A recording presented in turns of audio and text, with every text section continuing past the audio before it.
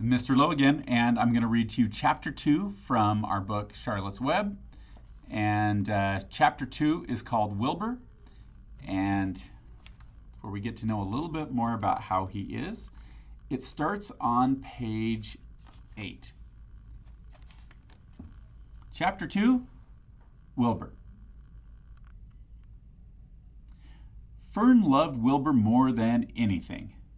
She loved to stroke him, to feed him, to put him to bed. Every morning, as soon as she got up, she warmed his milk, tied his bib on, and held the bottle for him. Every afternoon, when the school bus stopped in front of her house, she jumped out and ran to the kitchen to fix another bottle for him. She fed him again at supper time, and again just before going to bed. Mrs. Arable gave him a feeding around noontime each day when Fern was away at school.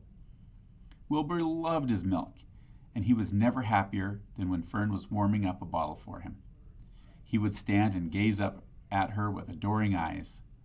For the first few days of his life, Wilbur was allowed to live in a box near the stove in the kitchen. Then, when Mrs. Arable complained, he was moved to a bigger box in the woodshed. At 2 weeks of age, he was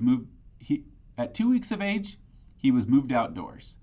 It was apple blossom time, and the days were getting warmer.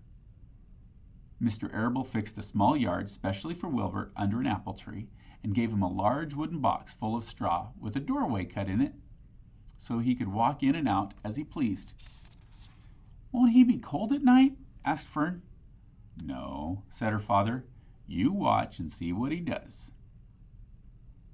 Carrying a bottle of milk, Fern sat down under the apple tree inside the yard. Wilbur ran to her, and she held the bottle for him while he sucked. When he had finished the last drop, he grunted and walked sleepily into the box. Fern peered through the door. Wilbur was poking the straw with his snout. In a short time he had dug a tunnel in the straw. He crawled into the tunnel and disappeared from sight, completely covered with straw.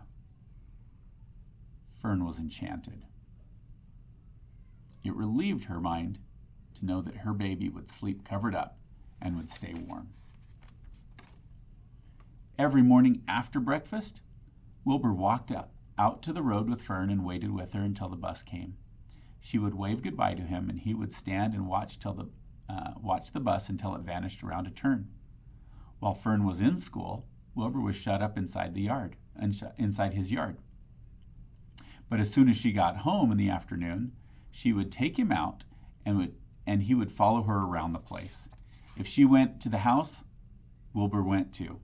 If she went upstairs, Wilbur would wait at the bottom step until she came down again. If she took her doll for a walk in the doll carriage, Wilbur followed along. Sometimes on these journeys, Wilbur would get tired, and Fern would pick him up and put him in the carriage alongside the doll. He liked this. And if he was very tired, he would close his eyes and go to sleep under the doll's blanket. He looked cute when his eyes were closed because his lashes were so long. The doll would close her eyes too, and Fern would wheel the carriage very slowly and smoothly so as to not wake her infants. One warm afternoon, Fern and Avery put on bathing suits and went down to the brook for a swim. Wilbur tagged along at Fern's heels. When she waded into the brook, Wilbur waded in with her. He found the water quite cold, too cold for his liking. So while the children swam and played and splashed water at each other, Wilbur amused himself in the mud along the edge of the brook, where it was warm and moist and delightfully sticky and oozy. Every day was a happy day, and every night was peaceful. Wilbur was what farmers call a spring pig, which simply means that he was born in the springtime. When he was 5 weeks old, Mr. Arable said that he was now big enough to sell and would have to be sold. Fern broke down and wept, but her father was firm about it. Wilbur's appetite had increased. He was beginning to eat scraps of food in addition to milk. Mr. Arable was not willing to provide for him any longer. He had already sold Wilbur's 10 brothers and sisters. "He's got to go, Fern," he said. You've had your fun raising a baby pig, but Wilbur is not a baby any longer, and he has got to be sold. Call up the Zuckermans, suggested Mrs. Arable to Fern. Your Uncle Homer sometimes raises a pig, and if Wilbur goes there to live, you can walk down the road and visit him as often as you like. How much money should I ask for him?